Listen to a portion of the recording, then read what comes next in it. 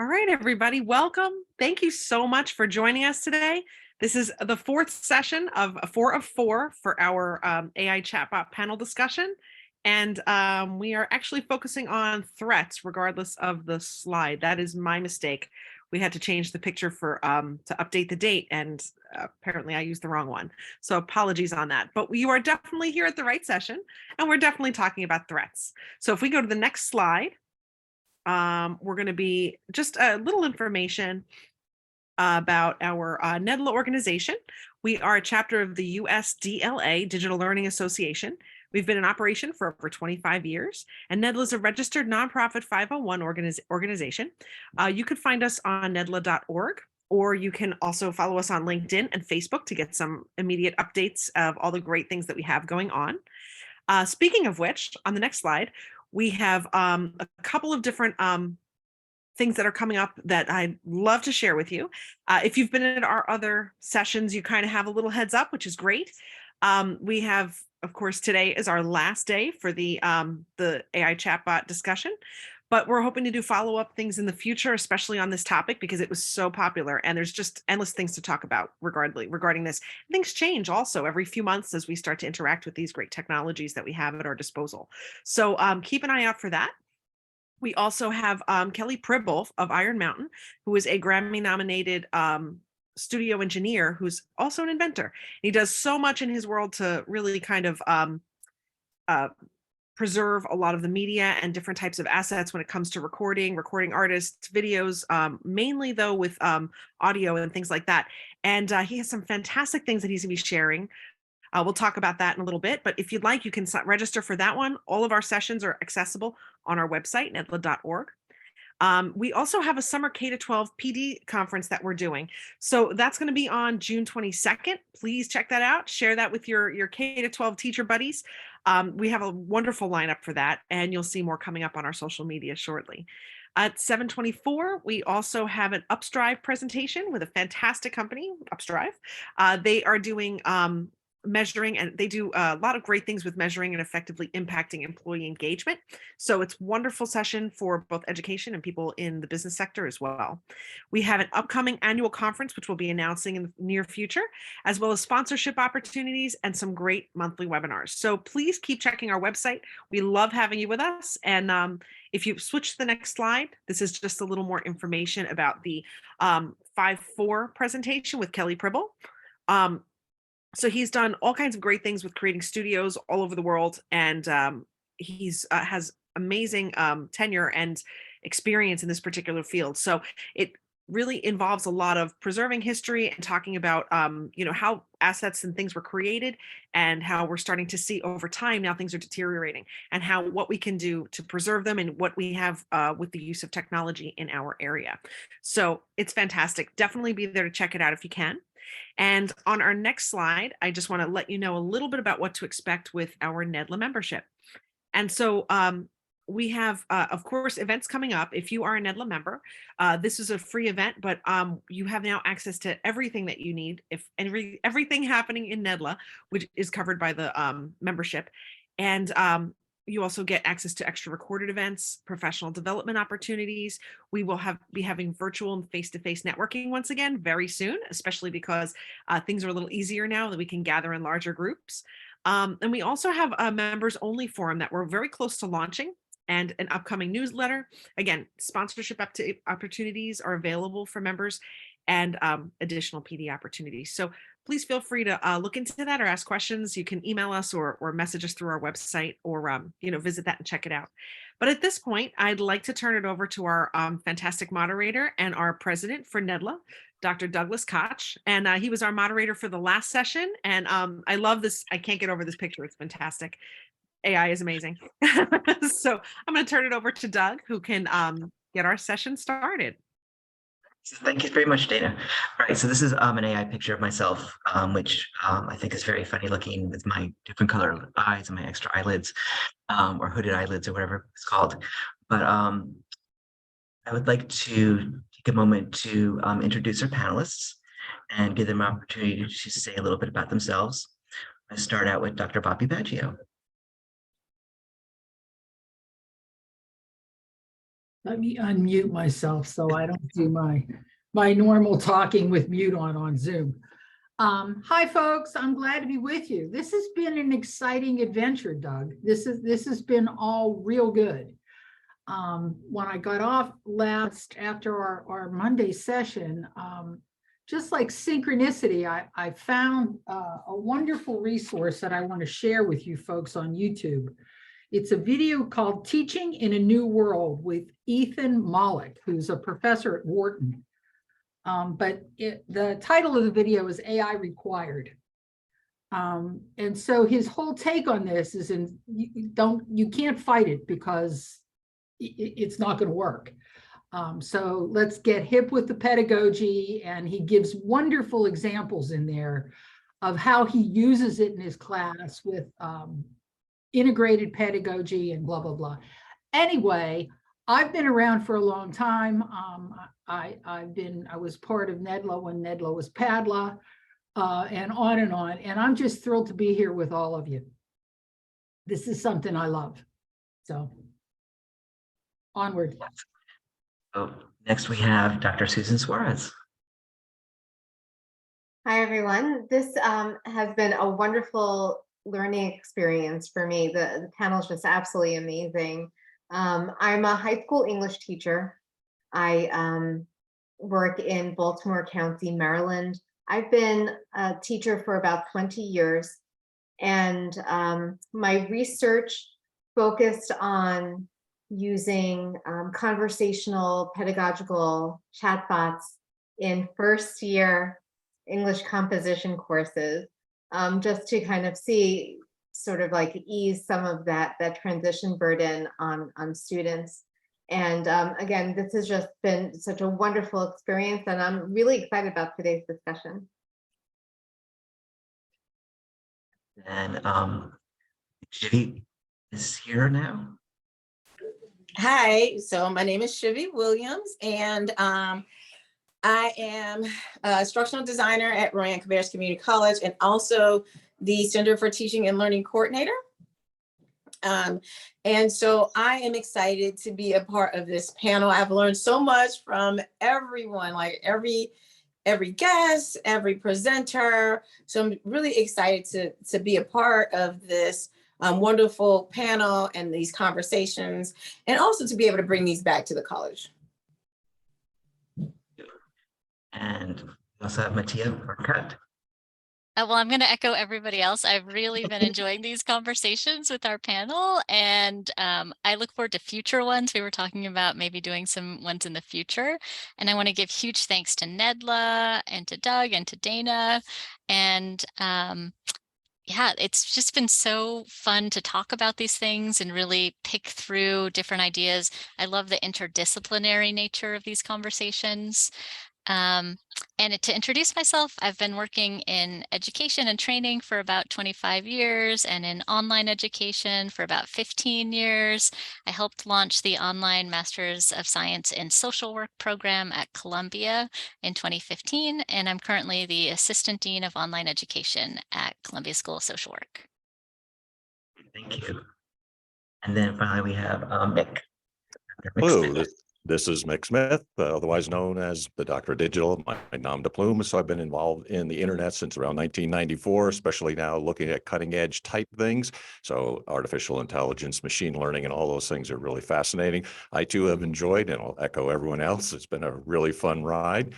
And it's sorry to see it go, but it will get again together another time. So I've been involved with Amplify Labs. They're doing a lot of custom software work having to do with artificial intelligence, machine learning, all those things. ClassRank is a great back-end tool. It's in over 400 universities, and it has something like 650,000 data points. Anything from the smallest to the largest. We're also working with individual professors who are also interested in artificial intelligence and helping them out in their classes as well. So that, and last thing, people like the background. So I'm in beautiful Prescott, Arizona. That's actually probably Fort Whipple and also Prescott College and Yavapai College. So glad to be here. Thanks, guys. Thank you so much. So the first question we did last week. So I'd like to ask the panelists. So one potential threat of AI chatbots in corporate work is the possibility of work displacement for human workers. adequately balance the benefits with the need to protect jobs and ensure a just transition for workers, whose tasks may become automated. I'm just going to let anybody jump in. Feels like they want to about this first. Potential threat to workers and job displacement. I'll get us started since I Okay.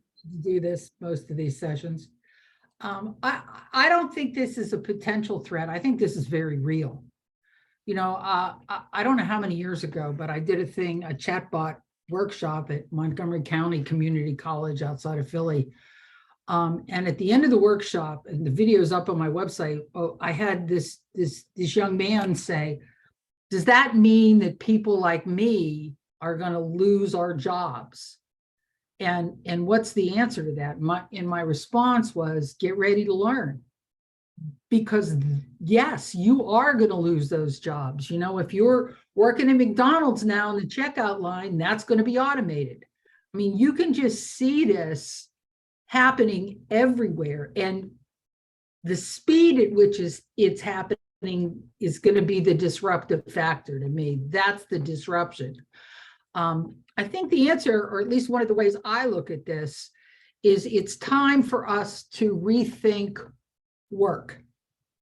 You know, we've always looked at the worker kind of from a production line widget kind of standpoint, you know, the great industrialization. And it's really time to rethink this, folks, and start looking at humans as humans.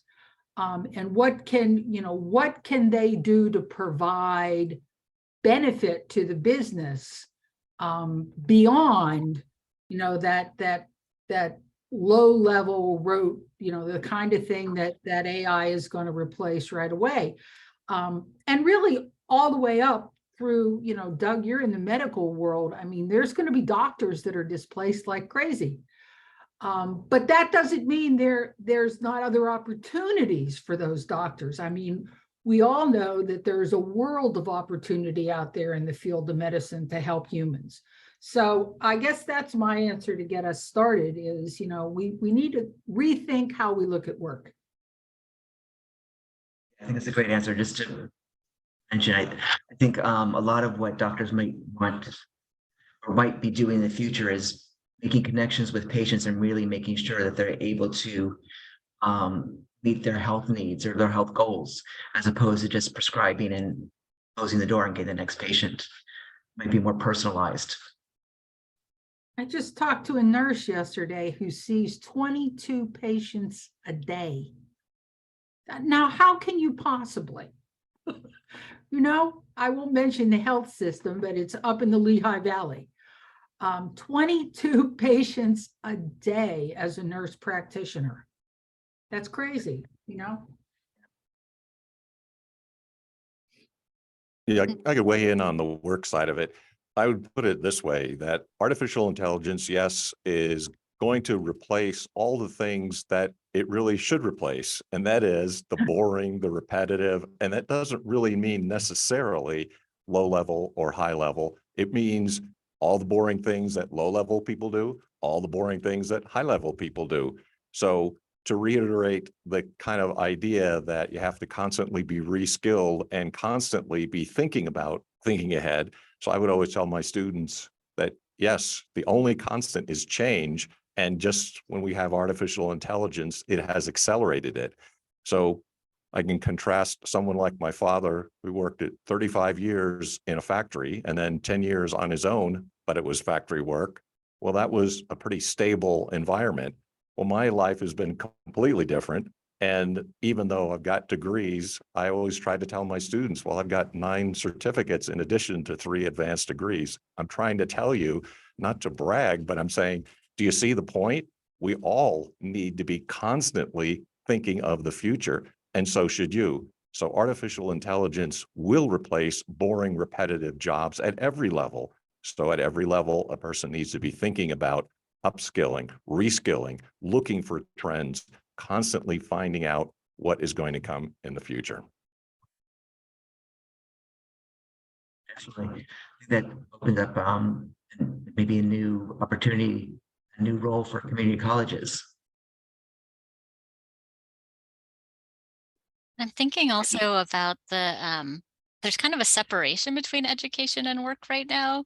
And we're seeing that especially younger folks, when they're thinking about jobs, they want careers at employers that invest in professional development. So that's something that employees already want and value. And bringing in, maybe it's a connection with a community college where you're sending cohorts over to the local community college to learn together. Maybe it's training on the job, but upskilling, as folks are saying in the chat, I think Dana said it in the chat, it's been a part anyway of work life. And it's something that we really need to integrate even more. It's something that during the pandemic, when companies were sort of worried about costs and cutting costs, I saw professional development being cut. These days, I see DEI being cut or user experience being cut. But that's very short-sighted thinking, because we really do need to upskill our employees. And as Bobby said, it's the speed is so disruptive. We can't be like, okay, well, in a couple of years, we'll offer 1 or 2 workshops or something. We need to really integrate it into work. And also I'm concerned about who can afford to go outside of work and pay for extra training, not just the cost of tuition, but the caregiving or the other things folks have to do with their time. Who has the ability to spend a lot of time going to do extra education? So building it into work, I think, will be really important, using dedicated work time for these things. Maybe it's optional lunchtime trainings. Maybe it's 1 Friday a month, everybody's learning together, but it companies and employers really need to be thinking about this as mission critical, as really important to the work that they're doing, if they want to be competitive long term and if they want to retain their employees. Shifi, do you have anything you'd like to add? I don't, but I do definitely agree with everything that's been said so far. You know, and she brings up some really good points, and that I wasn't thinking about it, but you know, even if someone is trained, like, they still need that support outside of the training or the school, like who's going to watch the kids. And you know, so those become just like, you know, going back to school, it still becomes something that needs to be looked at. And then Bobby brought up a good point also about things that are being replaced now. So a very good point you brought up was McDonald's, which I tried not to even go into, but like now it's, you know, you go to the kiosk, right? So we've gone from, if you look at how things have gone technology based, like, you know, long time ago at McDonald's, they always had the register, but then the register changed to something simpler, right? And now you get to go in, and now you, as the customer, gets to go put in your own order. Or if you look at grocery stores, right now you can go to the grocery store counter, and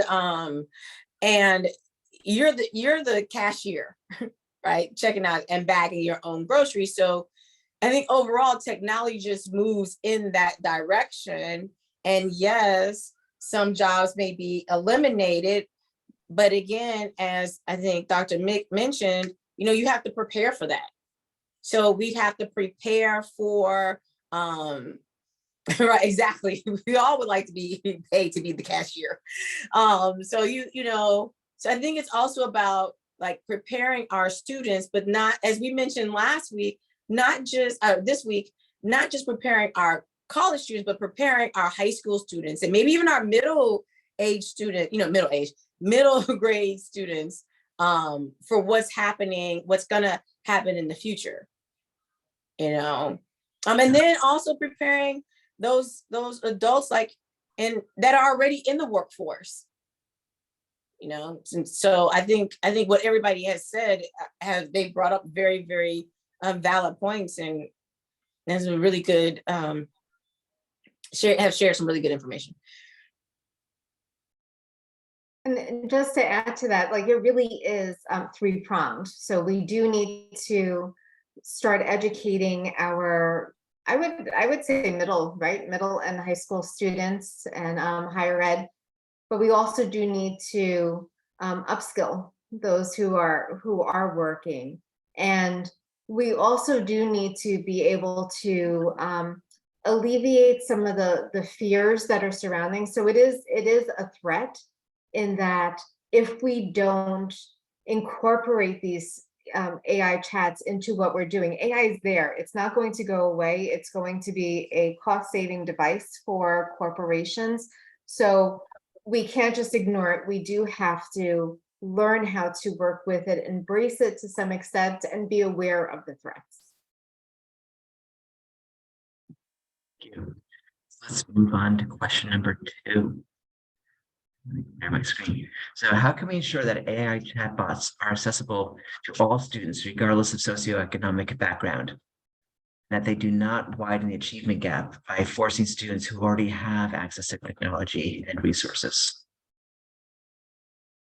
I would love to speak to this because I had a situation today and where a story of 2 students. So one, the prompt was, what advice would you give to upperclassmen for the future? And one student, who is someone who comes from a 2-parent household, who is financially secure, has a non-school device. So this device isn't locked down. So she or he, they have their own MacBook. And what that person wrote was ChatGPT. Another student who comes from a single parent household, who is financially insecure and is actually home insecure, has a school issued device, never heard of ChatGPT.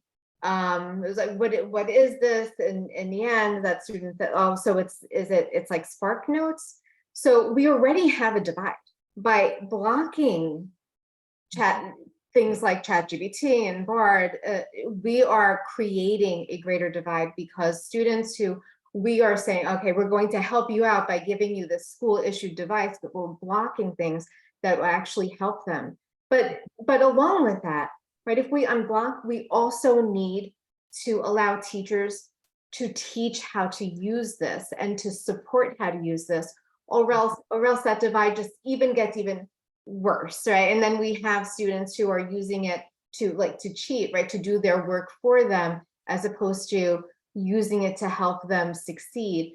And I just know that there are students who don't have the opportunity, can't stay after school, they have to go to work, let's say, to get that tutoring 24/7. They have access to Bard and can improve their writing through it. So we really need to stop being afraid of it and actually, again, just taking it head on, incorporating it into it, or else that divide is just going to get larger. I was going to say, you bring up a really good point in when you were comparing the students, but then it also made me think about what's being said at home as well, right? So like maybe in this one household, the parents are talking about it. They've seen it in the news. They're very much aware of what, AI is and what it does and ChatGPT. And so, but then you have another household where maybe the parents don't know, right? So there's no conversation. Their friends don't know, right? So there's still no conversation. There's nothing being passed where, it should be probably talked about more in class. Even if the student can't get on, at least they would have some knowledge of, oh, okay, if somebody says something, oh, I know what that is. I can't access it from my school computer. But at least I know what everybody's talking about when it comes to that.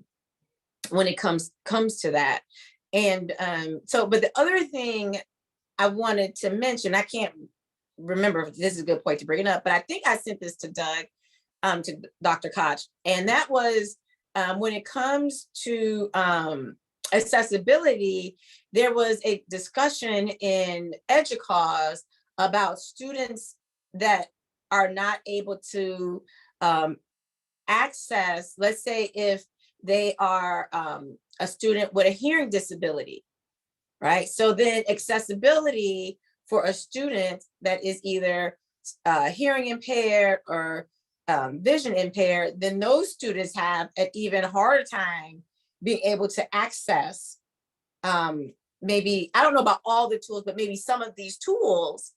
So some of it may not even have to do with socioeconomic background. It just may be, you know, how do we get everybody to be able to access? So that definitely is probably a threat, is that everybody cannot access it. And then what, as a professional or a teacher or whomever, how do you make sure that all of your students can get access and have the same access as everyone else? Well, I agree with that. I agree 100%. And I like what Susan said, because it's the key to all of this. Teach the teachers. You know, there's this fear that, you know, somehow this is going to be disrupted, and it is. I'm not going to be able to do things the way I've always done it, and you're not, you know, but support these people, because in the long run, they are the most valuable people we have in the education sphere. They will not be replaced by AI. They are there to help humans use all of this stuff to their benefit. And the only way we're going to get there, I had hopes that coming out of COVID, it would be like the blossoming of roses, right? You know, and everybody would be, oh, we finally got online after 25 years of bitching and complaining and fighting over online. We all had to go online, and now we understand a little bit about it, and we are going to put everything into it and move forward. But that's not the way it worked. We came out of it and everybody was like, now we can go back to where we were. No, you don't. Technology never goes backwards. And to me, the key to that change is building those relationships and teaching the teachers how to integrate this so that they feel comfortable.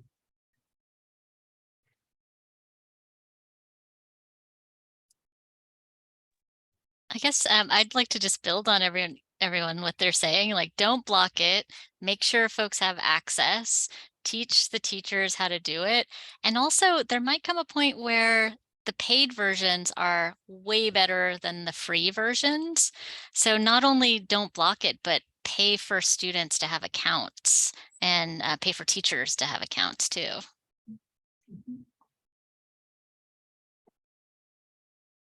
I'm going to weigh in here on these things that are called books and access to books.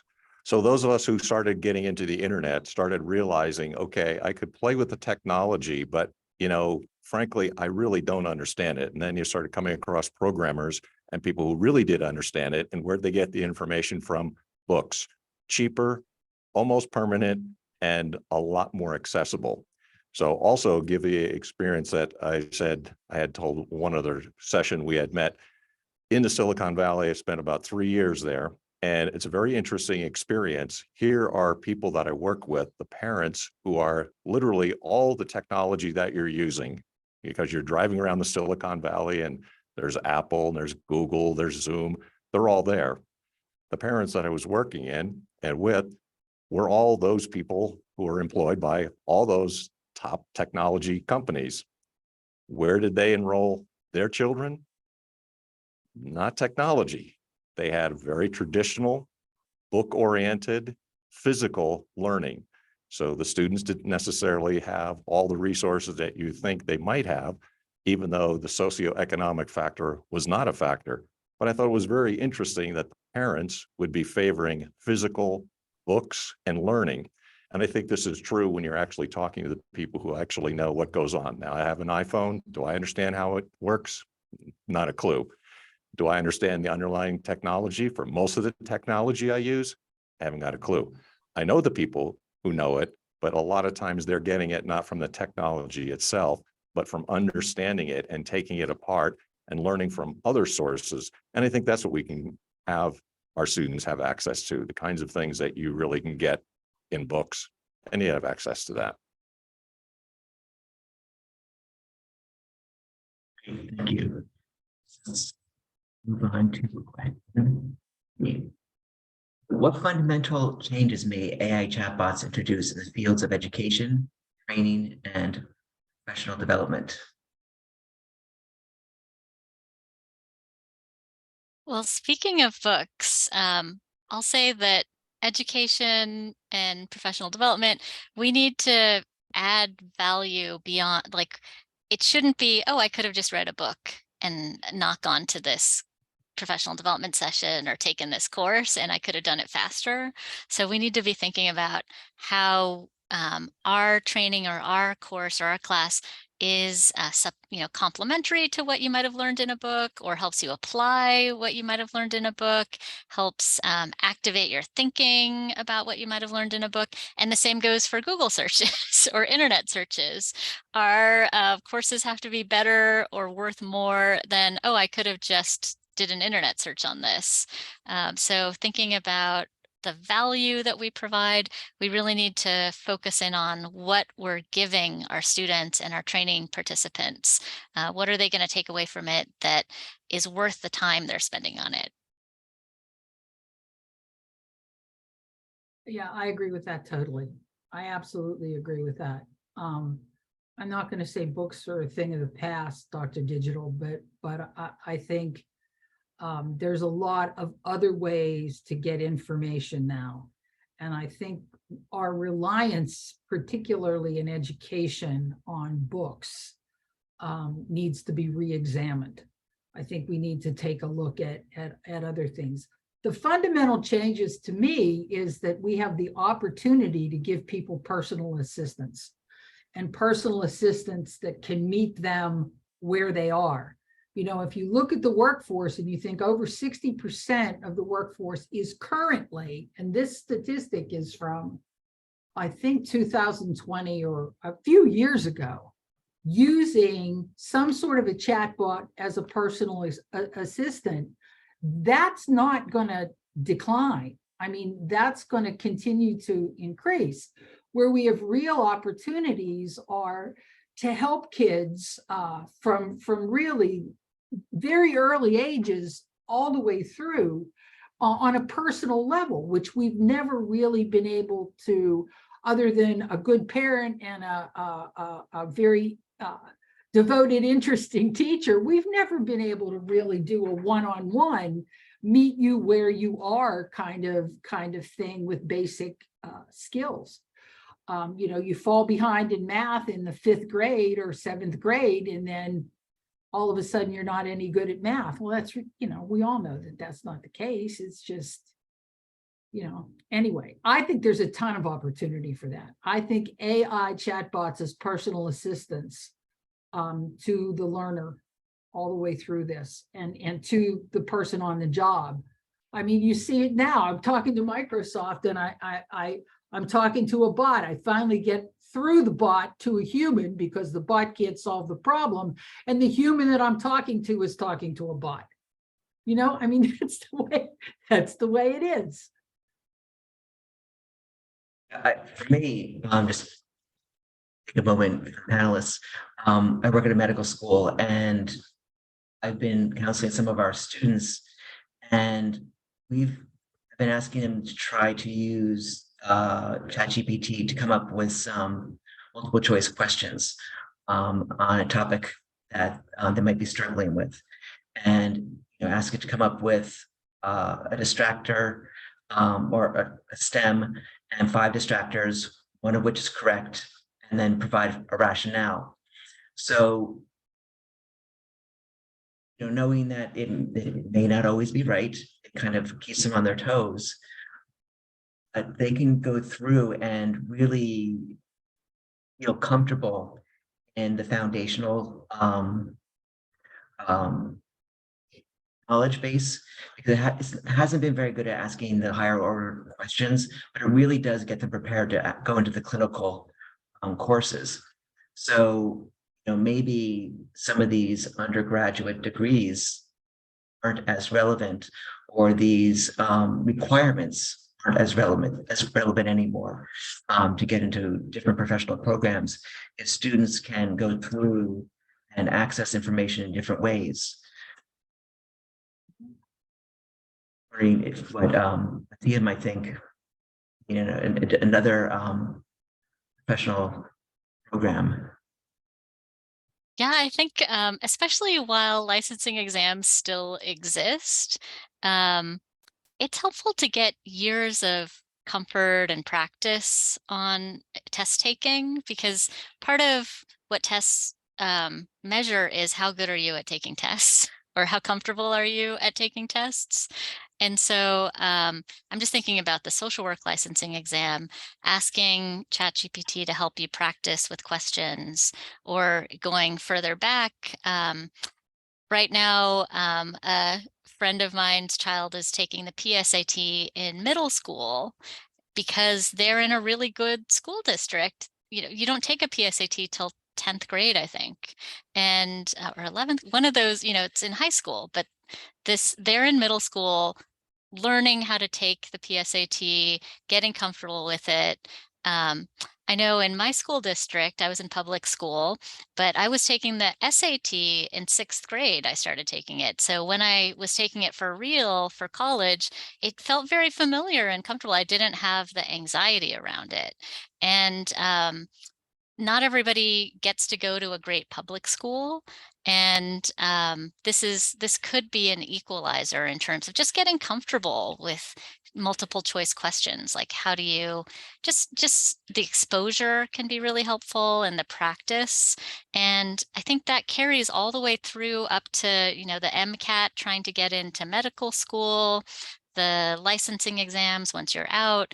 It's all multiple choice, because as a society, we haven't figured out an easy, scalable way to test knowledge really without multiple choice questions. So that's just been the default in a lot of professions and fields. So even, just the structure of it, practicing it, I think is helpful, even regardless of the content. But I think the content, practicing the questions, could be helpful too. And I'm also, that what you said about it keeps them on their toes, because they know that it might not even be right. I think that's also, that could introduce kind of a fun element where you get your textbooks out and you're like, I don't know if that's actually right. Let me check that. I think I think, go ahead. I think the personal side of it and the personal assistant works for when it says fundamental changes, education, training, professional development. It's the way that I think a lot of educators ought to be using the AI that's out there. So the first time I taught a university course, it was pretty scary. Somebody handed me a book, the dean, and said, okay, this is adult learning. Okay, go teach that class. And I had literally no training whatsoever. But if I had an AI, what I would have been asking is, well, what is this course about? What are the course requirements? How can I help my students? Which I did, but it took a while, and it took years to do that and develop that. But I'm thinking the personal assistant, not only for students, but if you want to see a change, how about for the teachers and professional development? Every time I taught a course, because I was trying to stay employed, I was in the liberal arts, and they said, can you teach this? And I didn't care what the subject was. So of course I can teach that. I wasn't really prepared for it, but I went and looked it up in order to be prepared. But with an artificial intelligence personal assistant, I would look and rethink all of the courses and all of the tasks that I had to do. It's one of the best things that happened when I went to UCLA first year. That, well, everybody's a teaching assistant. I didn't get a teaching assistant position. Well, the heck with this. I did get myself employed. That's how I got my first university level course. So personal assistant, I'm all for them, and AI is going to do that. And what Mattia had said earlier about we need PD, that's more than just, I could have just read this, or a YouTube video would have been faster. I think AI has the potential to be interactive, right? And so then not only personalized, but you're doing more than reading a book. You are doing more than watching a video. And I think some assessments can actually incorporate that more conversational tone, as opposed to it being multiple choice. It could be like, okay, here's a scenario, here's a situation, what would you do? And more open-ended. Again, this is sort of like the future, but the idea that this is where it can go. Of course, one of the threats with that would be the idea that, well, this can replace somebody, which of course would look like what a great cost savings. We don't have to have professional development personnel. We can just buy this chatbot, Professor PD, and that chatbot will take care of it all. So we do have to be careful of where that ends up going. But I really think that we can do that. That personalized learning and that interactivity can really be very engaging and can just take us to a different level.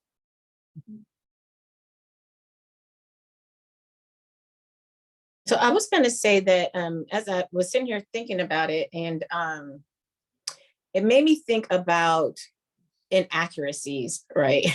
So for example, let's say you have a student, they're learning certain kind of math, maybe a younger school, I don't know, middle school, and they're learning math. But now what I've learned is that now they're being taught a specific way how to do the math, where that would be kind of like fundamental. You can say like, oh, I want to learn how to do this, or I want to learn this process, where it may not be the same process that's currently being taught, right? So to me, that would be a threat. Like if it's not currently being taught that way, then there would be an issue when they go take a test, for example. But I think, Susan, you bring up, or I think Mati brought up a good point, which is they can put this information into this chatbot, and then they can compare that to maybe what they have learned in the book. Like, is this accurate? Is what I'm getting back from the chatbot accurate with what is in the book and what I'm learning? So I think it's just when it comes to like even anything fundamental and using the chatbot, accuracy or inaccuracy would also be important, which then goes still back to professional development and training, right? Because now you get to train your teachers on how they can use this, and maybe some inaccuracies that they may also find when using a chatbot. Although it is very beneficial, especially like Dr. Mick said, if you're a first time instructor, you have no background. And so it's great to be able to use a chatbot to find more information to help you along the way. And so, but is some of that information inaccurate? So, but I think when it goes back to professional development and training, again, going back as Bobby said, basically training the trainer, training the teacher, in all these different areas, even the fundamental areas. Might it be more difficult to get into that field if you feel like a lot of the, you wouldn't necessarily doctor job because it could be done by a chatbot. So how do you get your experience to become that faculty member? You wouldn't have that opportunity to be given that book by the department chair and say, go teach this. Because they could just say, I'm going to turn something on. It's going to be taught. You think there's a real threat to the ability to get to the level at which you as a person are valuable? How do you get there?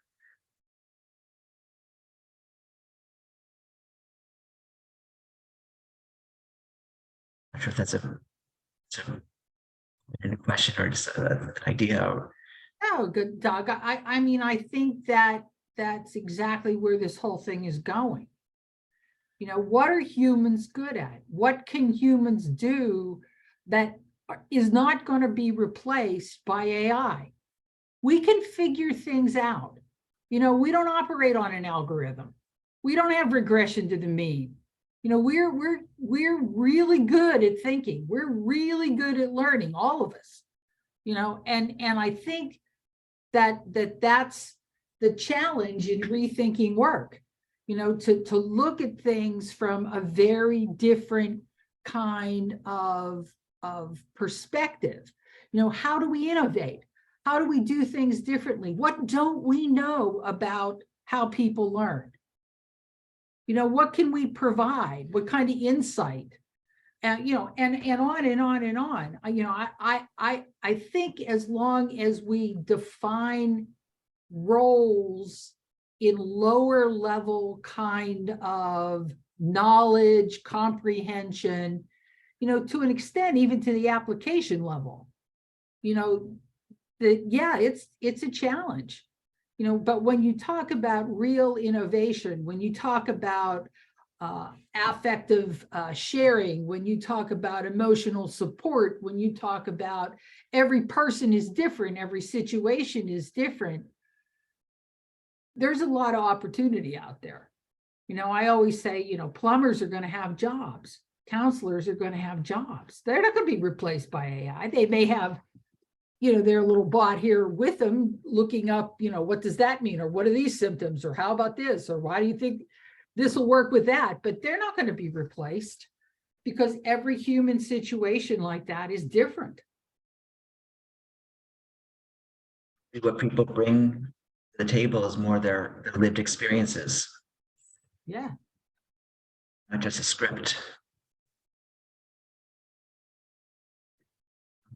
Along the practical trades, people in Philadelphia, when I was teaching in the inner city, one guy said he liked high school so much, he spent 5 years in high school. He turned out to be an electrician, which was more difficult to get into than Harvard because the numbers of people that they would accept as electricians or potential electricians was practically zero, but he could apply himself. So can be done. The next question, how many AI chatbots undo work? How may AI chatbots undo work in the area of DEI and disrupt existing inclusive teaching practices? One thing I'm worried about is that AI chatbots were trained on old language, and language changes so quickly that the chatbots may not be able to keep up if they're being trained on what we used to say. I mean, as an example, with pronouns, a few years ago, we were saying preferred pronouns. Now we know that that's offensive because it suggests that people are choosing something that is actually their inherent nature.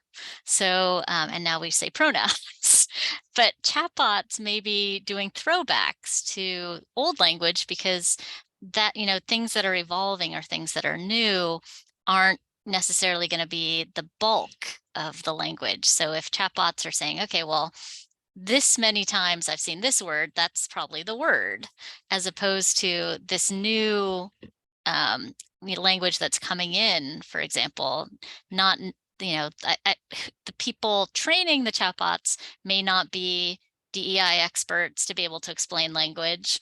And then the sheer quantity of old versus new language may be kicking things back to old days.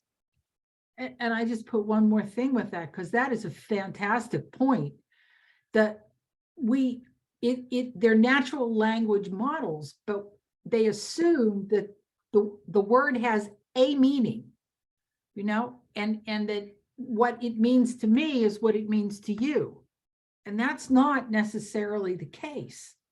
They, you know, can be the same word, and Mick and I could have completely different interpretations of what that word is. It's the nuances of things, and the idea that, you know, a chatbot just can't get those differences that we can get, and so things can be very offensive without understanding context. And, you know, again, the way with machine learning, there might be things out there that are found humorous in certain circles, which are extremely offensive. And like, how can we filter those things out from every chatbot at all times? It's very difficult. I'd also like to say just kind of what I brought up earlier, which is the inclusive piece of that, right? And teaching. So we already know if you're in class, you have a student that is visually impaired or hearing impaired or even mobility impaired, right? So maybe they use a joystick, right? Maybe there's some other things that the students are using, but I have not tested, for example, I don't know if any of you've tested how a chatbot works with JAWS, right? Like, does it successfully work with JAWS, which is, y'all probably know, a tool that students use. And so how do they work with other tools for our students that need to use other tools to be successful, not just in class, right, but in the work field? Because if chatbots are being used more and more and more, are they less accessible to certain individuals? And the other thing I thought about is when you all are talking about language, it just made me think about slang, right? So Bobby said like one word may mean something to this person, may mean something else, but then you have like slang, but then you have people, for example, that live like, let's say like in New Orleans, right? And so when I hear people talking, sometimes I don't necessarily know what the word means myself, right? Because there's language that you may just not be familiar with because you don't live in that area. So again, the chat bots may not know. And now this person is putting the, some text or information to a chat box, and they're like, that's not what they meant, so I don't know how we would be able to solve that. And we've mentioned before in one of our conversations about bias. And as Dr. Mick said, the bias depends on who the person is. Because I may find something to be biased that the chat bot may show me, but you may not find that to be biased, right? So again, people that put the information in may also not know that might be, I don't know if there's a way to even train how bias cannot be inputted into a chatbot. The answer to that is there isn't. Right. There isn't now. There's a couple stories I have in AI at work where a lot of this translation to build up Alexa and to build up Siri, particularly Alexa, was being done by low-level, maybe not first English language translators who were typing stuff into computers, and to understand the translation and to put it in there just from, the way people talk. If I'm from Texas, I'm going to say something one way. If I'm from West Virginia, I'm going to say something another way. If I'm from Canada, and it's all the same word, but it doesn't sound the same way to that bot because we've pronounced something 3 different ways. I don't think there currently is. Will there ever be? Not as long as we're using natural language models. I can't see that. There's just too much difference in human vocabulary. And then you get to the pronunciation, and then you get to the meaning behind it. And my husband is bilingual, so he grew up in Puerto Rico and speaks Spanish and English. And there's times when I'll say something and it just winds up being really insulting to him. Most recently, he called me and I just answered and said, "What?" He's like, "You don't say that." He just hung up on me. And he was really angry. And, after all these years together and him being, between the two cultures, it still winds up being really offensive to him if he's not in the right state of mind, to really say, okay, it's stuck. He's not really trying to be mean or insult me. But I can see people, especially between cultures, between languages or multiple languages, it could be really, really just mess. It could be really insulting. And then you have, people who, when you think of code switching and the way people use languages differently among different communities, and how that could be really disruptive. Thinking also about use of gendered language, which happens in different languages, but also in English. I don't know if folks have seen this new test someone did. They were posting about it on Twitter, where they were asking ChatGPT about nurses and doctors, and ChatGPT insisted that nurses were female and doctors were male, and even corrected the person when they said, she, and referred to a doctor. ChatGPT's response was, "Oh, there's some kind of mistake here. Doctors are men." Basically. I'll put a little link in the chat about it.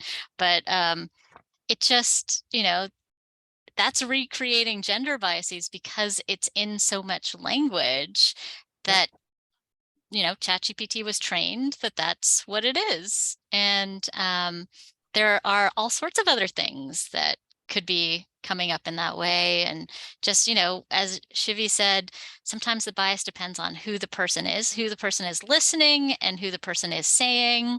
Like, I am mixed race, but my dad is white, and there are things he can't say out loud. If he says them, I'm like, Dad, you can't, don't say that. And there's so much nuance, as you all are saying. As Susan used the word nuance, and that's something that chatbots aren't right now at a place where they can do it. And I think that could really hurt if folks are using chatbots for writing things DEI related, or thinking about inclusive teaching, because these unconscious biases are creeping right in. My primary background is history, and I can see a great future for people majoring in history to be employed. And that'd be a great thing, because it's very difficult to be employed, liberal arts and history. But to get all of that context and get all that background, we haven't got to that point. I'm not saying AI won't get there, but we're not there yet. But all the differences in language are really much more a human characteristic than a machine learning characteristic.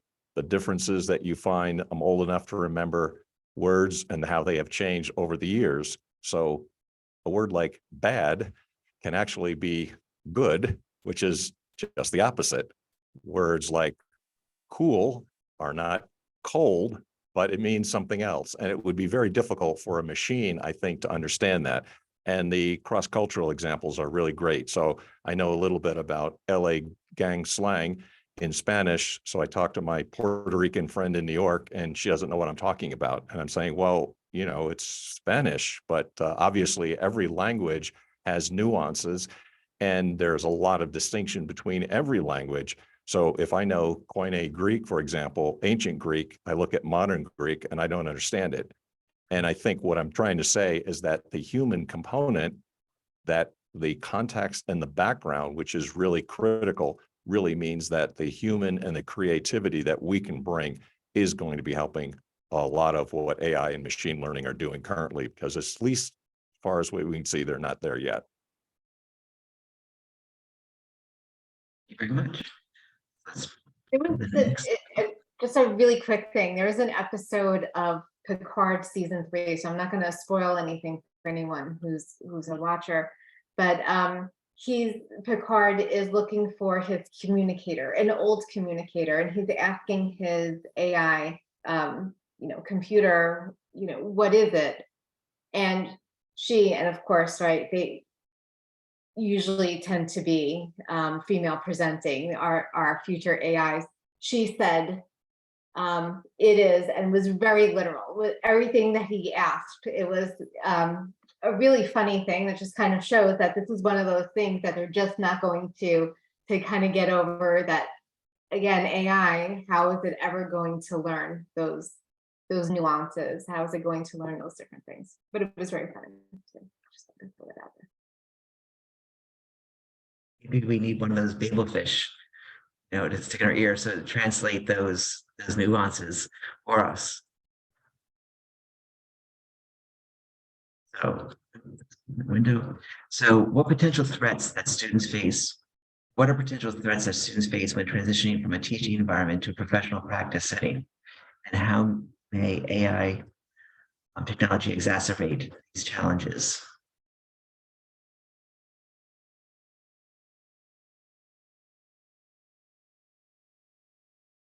Well, one difference between being a student and being a worker is that when you're a student, you're supposed to make mistakes because that's how you learn. But when you're a worker, you're not supposed, at that point, you're supposed to be not making mistakes. And so the inaccuracies of AI could be more of an issue with workers, because also workers, you have less time for things potentially. Your boss might be breathing down your neck for a deadline or something. And so there might be less forgiveness of mistakes. Mistakes may have a financial cost or a reputational cost if you put something out into the public that is incorrect or insensitive. There was an example of a school that used AI to generate a message to students about a shooting, a school shooting. And it was Vanderbilt, and they had to apologize because students thought it was just so insensitive that an AI had been used to generate the message as opposed to a human generating the message. And that was that was the first thing I've heard about Vanderbilt in like so many headlines in a long time. So, just the reputational hit for that. Or if AIs are being used for financial things, the cost of mistakes, it seems like there's more at stake in a professional setting. And if folks are coming in not being really critical or not having time to be really critical or not knowing they need to be critical and how to be critical, it could be pretty costly on a personal level with your career or for your company, as opposed to being a student where you're supposed to experiment and it's fine if you make mistakes. And the worst that can happen is you get a bad grade or something. And to add to that, there's there's a lot of inexperience, right? So when you start if you're going from being a student to work, an experience with office politics, an experience with just like the norms of everyday work life, maybe even the specific duties that you're now going to take. And of course, when you make a mistake, it's a bad thing. And I think like a threat, I can see a threat where if the students are relying too much on AI and AI chats, where they're not getting enough interpersonal interaction, then I could see where those like the insecurities would just kind of just overtake them. And they just really wouldn't be able to use soft skills the way that they really can and should. And like I don't know how much you can go to an AI for help for those, again, those nuances, those little bits, those things that you don't really know. And how do you program into? How does a chatbot learn who you're supposed to say what to? It can guide you a little bit. But I can see that if someone then turns to a chatbot and they get the wrong thing, they get the wrong information, that's a livelihood that someone's losing.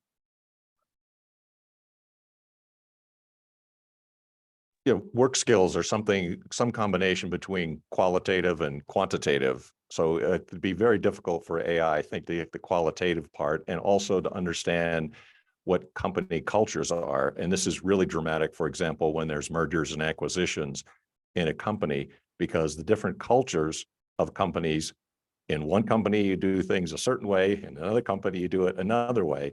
And it really hits home. And I don't think that the AI is really equipped to know those sort of qualitative type aspects of company cultures, because what's acceptable in one company is not acceptable in the other. And how does the machine know that?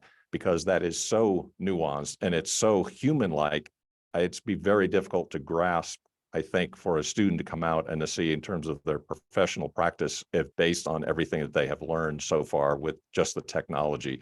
So it kind of exacerbates all of the things that they're going to have difficulty with anyway, because everybody knows when you're in a company, there are certain ways and certain things that you do and certain ways and certain things that you say. There's certain things that you don't say. There's certain nuances that you avoid. I mean, all of those kinds of things. And again, at least for the time being, I just don't see AI being able to do all of those qualitative type of things that are very human and very personal and very particular and specific to a certain situation that a student might find themselves in.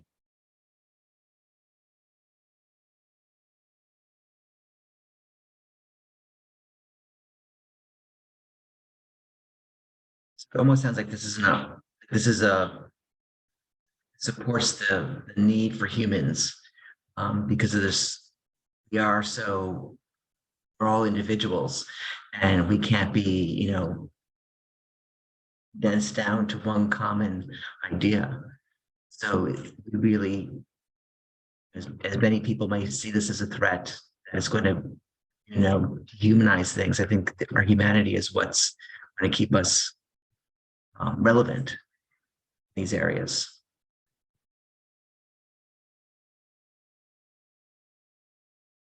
Anybody else have any other thoughts on this?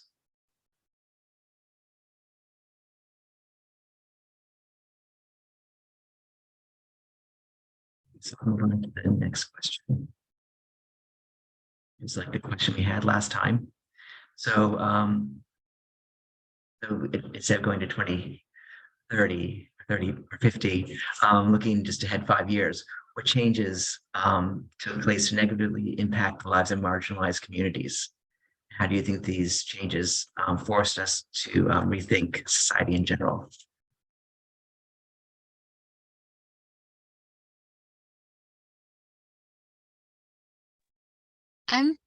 Not to get political, but I'm sort of seeing an increased need for unions to protect workers, because there is sort of there can be, your stocks will go up if you lay off a lot of people. And so the conflict between shareholders wanting to increase their money versus, employees of a company, there's always that tension. And we talked earlier about the need for professional development, and that's something that a union or workers themselves, or however it works, but workers are going to need that training, and companies might think, well, let's just offload it. So whoever can afford the training will get to continue, on their own time and at their own expense. They get to keep working with us. And folks who are too busy or can't afford training, sorry, you're out, and we'll replace you with people who could afford the training. So I'm just thinking about, like, there is that potential of deepening divides, and companies that are savvy and thinking long term, you're going to run out of people who know how to do things if you don't train your own employees. And you can build loyalty to a company, you can build community and cohesiveness, and it really, if you have too much turnover, it hurts your company. But that's something that may, if someone is thinking, well, but I want to buy a yacht and I can get the stock prices up if I just lay people off, or, there's personal interest too. So thinking about how to convince companies to not increase the divide, but to, care for their employees in terms of developing their skills. One thing I just thought about was gentrification, right? And I'm thinking about that because it is definitely happening. It has been happening, and then it makes me think about, where are these individuals moving to? Where are they now living, right? So when they move, are they being moved out to more rural areas where technology, for example, may not be as great as it is in the city, right? So maybe at one point they have really great internet service, and then they move to a rural area or where the service is very spotty, right? So now, how is that impacting their livelihood, right? And the further out that people move, how do they get to a place, let's say to the college, even a community college for that matter? They don't have a car. I know some places that their bus systems only run on certain hours, right? They only run between certain hours. So how are those individuals able to make it to a place that probably does have a better technology system? And even when it comes to marginalized communities, I think about the school system, right? So if you're talking about our K through 12, depending on what area it is, what type of technology do they have compared to a more affluent area? And so how do we make them the same? But, the areas are different. The parents are different. The income is different. The participation is different, so how, it just makes me think like, how can we kind of even out the playing field, even in 2028? That's not even that far away, like, what can we do to kind of even the playing field out when there's so much going on that people are experiencing, just even today, even in 2028?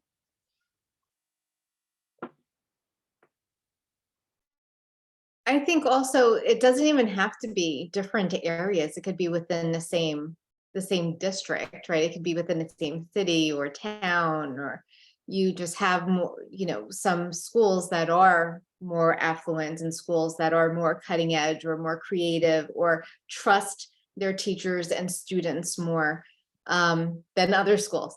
And going back to earlier when I said, just you have to like unblock and let people have access. I can see where it's going to take a long time for certain schools, some schools, I don't know which ones in particular, some schools to trust their students and their teachers. And the other schools are going to be way ahead. Those students are going to be way ahead. And that's a real threat.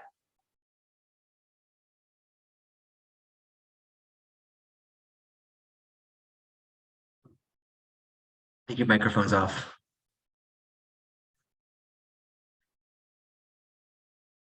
Daily I do this. Yep. At least a couple times a day.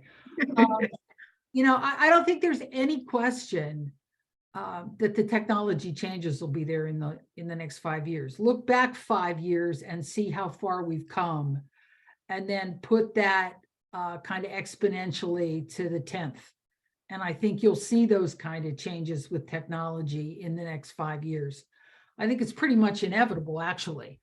But I don't know that 5 years is enough time for us to change how we value human beings and how we treat people who are undergoing the disruption. The people who have lost their jobs at McDonald's and at Panera and at the Amazon warehouse because it's now being done by some sort of a robot, or AI has stepped in and taken it, and now they're on Medicaid and they're on some sort of social welfare program because we haven't figured out what's next yet, and we haven't come to grips with the fact that those people are not worth less. We haven't come to grips with, we need to find a way to do this where the profit is not the only motivation. The betterment of humans is why all of this should be done, in my opinion. And I don't know that we're going to be able to do that and make those adjustments at the speed we need to.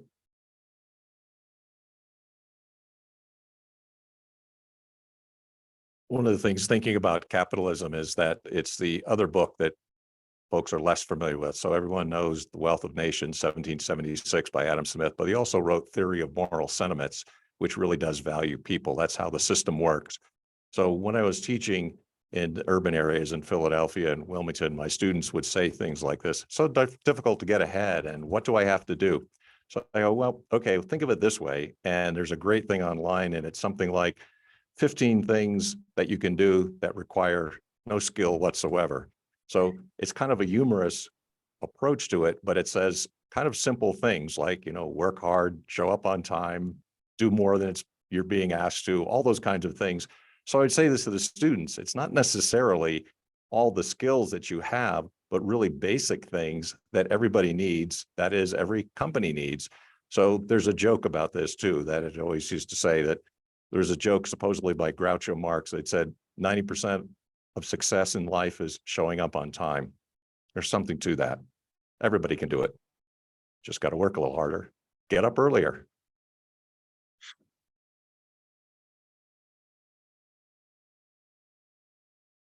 Anybody in the audience maybe have any thoughts? Feel free to mute and share your ideas.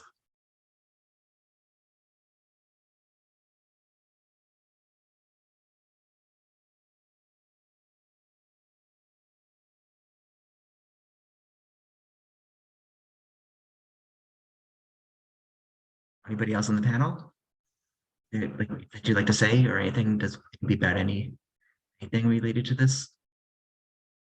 Your last thoughts?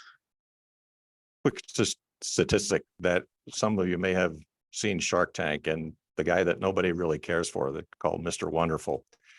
They made an estimate, or he did in his company. He owns something like 50 companies. And they said, well, with the pandemic, we're going to have to downsize. We're not going to use as much physical space. Their estimate was 15%. So they cut back on 15% of their physical facilities. Turns out that it was 55%. So they vastly underestimated how many people didn't want to come back to work. So if you're somebody who wants to work, well, I mean, there's an incentive because people are really looking for you. There's the mismatch because there's a lot of jobs out there and there's not enough people out to fill them. So I think this would be a great opportunity for people to get out there and work and show what skills they do have and develop themselves. It's almost an ideal time post-pandemic. I want to say, I think that also that, for the conversations that we've had and what we can get from this is that there are some good things about AI and there are some downsides to AI.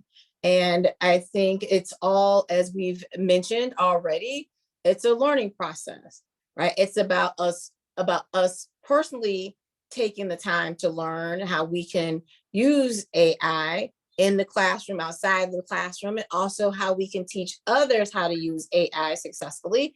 But also, as people said, like, it's ever changing. It's so fast. It's what we learn today within the next 20 minutes can be changed that fast, right? But how we teach our children, and also how people teach their grandparents or their great grandparents, like I think Bobby said, like the age span is extremely wide as far as teaching individuals how to use it, how to successfully use it, what it can and cannot be used for. So I think, how you look at it from the jobs perspective and teaching individuals and kids and, here's some things you're going to need to learn. I thought about, while we were sitting here, about the trades, right? So like, for example, I was thinking about plumbers, a HVAC technician, so how they can use AI in the field. But then I thought about how would they become so dependent on the AI, right? Trying to solve a problem, would they become too independent on it? So I think there's, what we've learned is that, yes, there's the great things about AI, but then there's some things that still need to be worked out when it comes to AI as well. Oh, and then we don't have the answers to everything, right? There's not an answer to, like, there's a lot of stuff there's no answers to. We just don't have the answers to them. And some of those issues may never be resolved. So you know.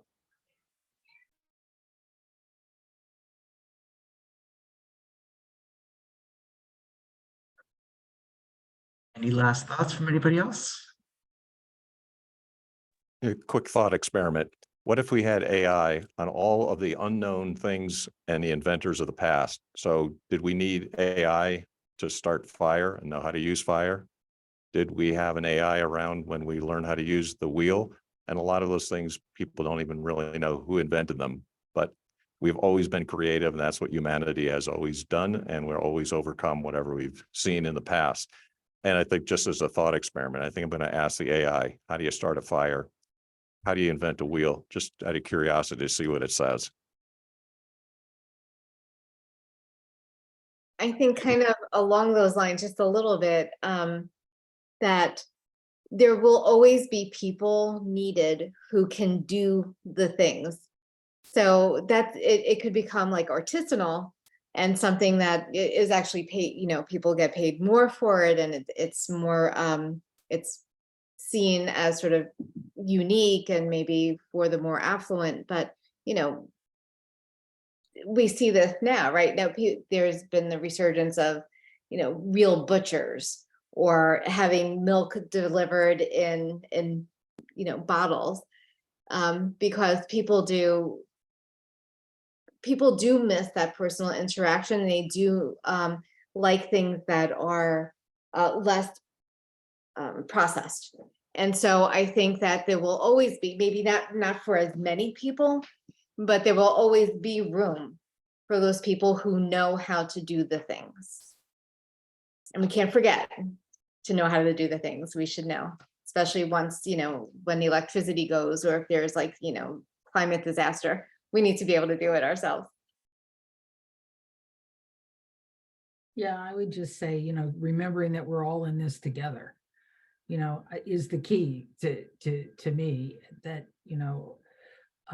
I was thinking exactly what Susan was thinking. I mean, I was thinking that this afternoon, because down here in Delaware, it looks like it's going to storm any minute.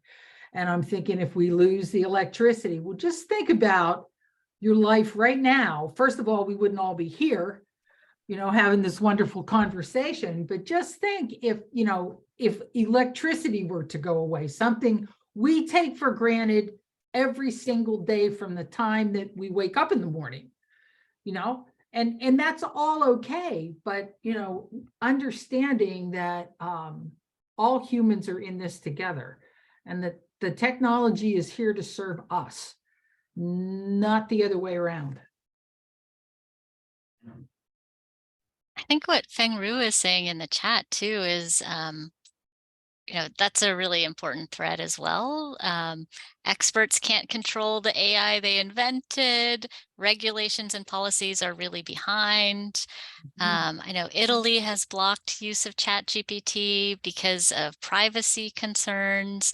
And there are a lot of tech experts who are out there saying we need to slow down and get a hold of this.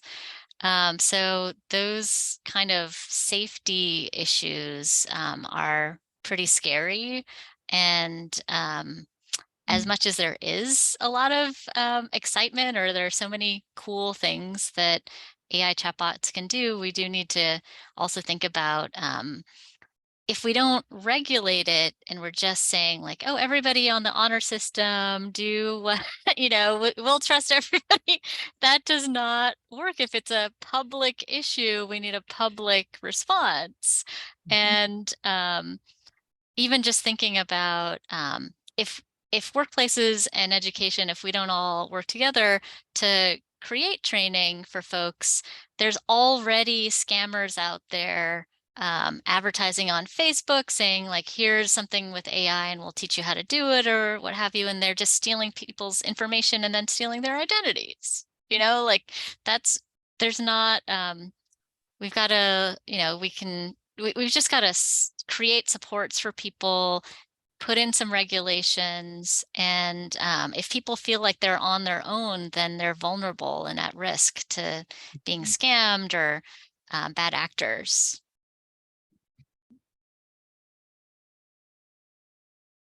I agree with that 100%.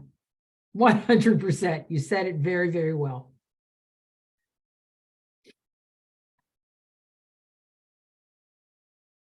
with that, we're really at time. So I just wanted to thank everybody.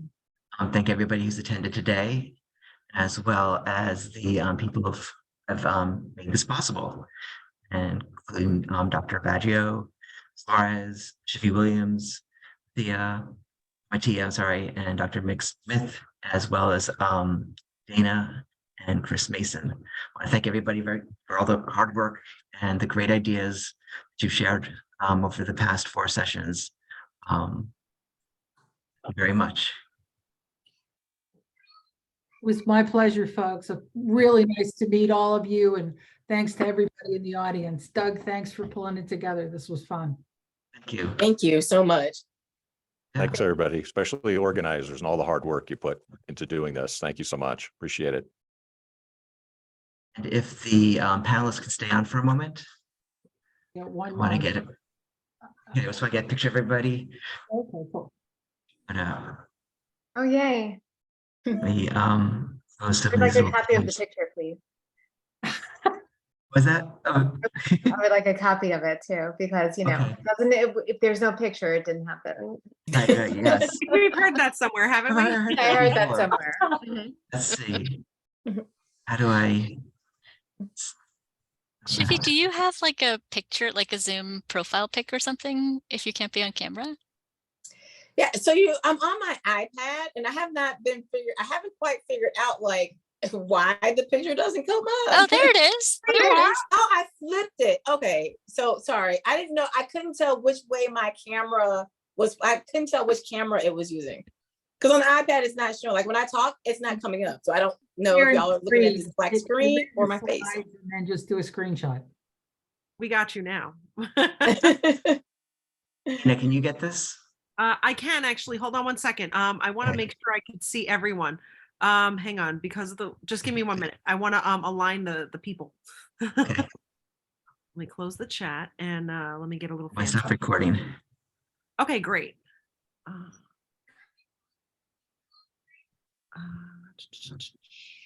All right, let me do this. Okay. 1, 2, 3, 4, 5, 6, 7. All right.